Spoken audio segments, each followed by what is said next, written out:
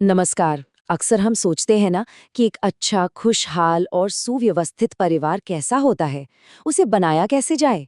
आज हम इन्हीं सवालों के जवाब खोजने की कोशिश करेंगे और समझेंगे कि एक आदर्श परिवार का असल मतलब क्या होता है। तो चलिए इसकी शुरुआत एक बहुत ही गहरे विचार से करते हैं। परिवार ये सिर्फ एक छत के नीचे रहने की जगह नहीं है, बल्कि ये तो एक साधना क्षेत्र है। एक ऐसी जगह जहां हम अपनी अच्छी आदतों को, अपने अच्छे गुणों को निखारते हैं। सच कहूं तो ये एक अकेली सोच ही परिवार को देखने का हमारा पूरा नजरिया बदल सकती है। आचार्य श्री राम शर्मा के अनुसार परिवार ही जीवन की पहली प्रयोगशाला है। जी हाँ, एक लैब। यहीं पर तो हम जिंदगी के सबसे जरूरी गुण सीखते हैं।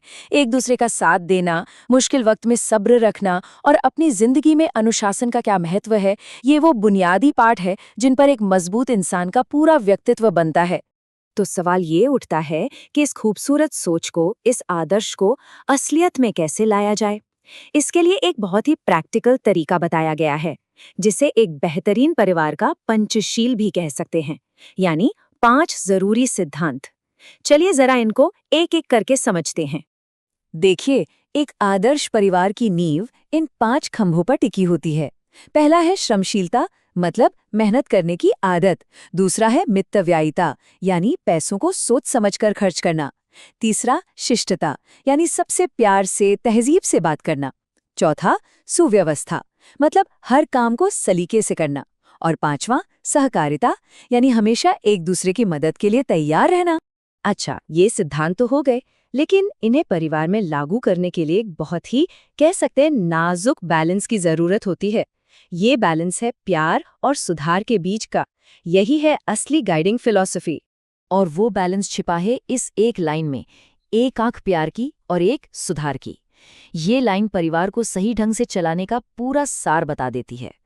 इसका मतलब है कि परिवार में प्यार तो भरपूर होना चाहिए, लेकिन साथ ही साथ जहां सुधार की गुंजाइश हो, वहां अनुशासन भी जरूरी है। इसको ऐसे समझिए, जैसे एक तराजू के 2 पलड़े हों। एक पलड़े पर है प्यार, जो हमें अपनेपन का, सुरक्षा का एहसास देता है, और दूसरे पलड़े पर है सुधार, जो अनुशासन के जरिए हमें एक बेहतर इंसान बनने में मदद करता है।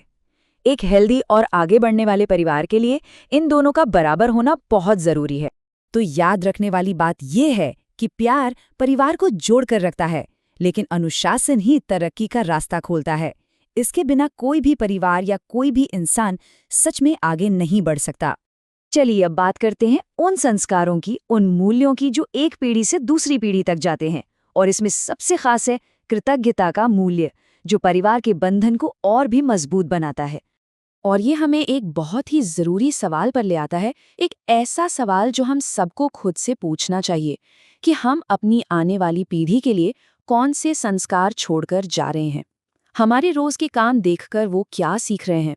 और मजे की बात यह है कि इसका जवाब कहीं बाहर नहीं, हमारे अपने ही कामों में है।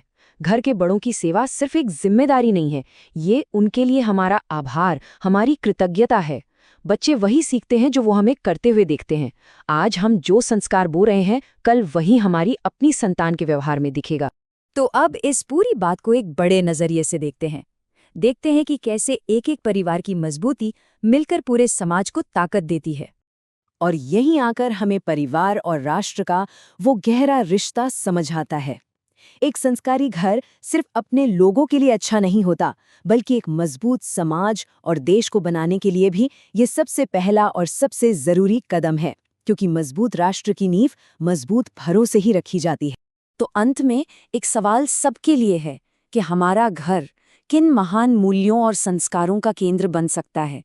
ये एक ऐसा सवाल है जिस पर हर परिवार को सोचना चाहिए।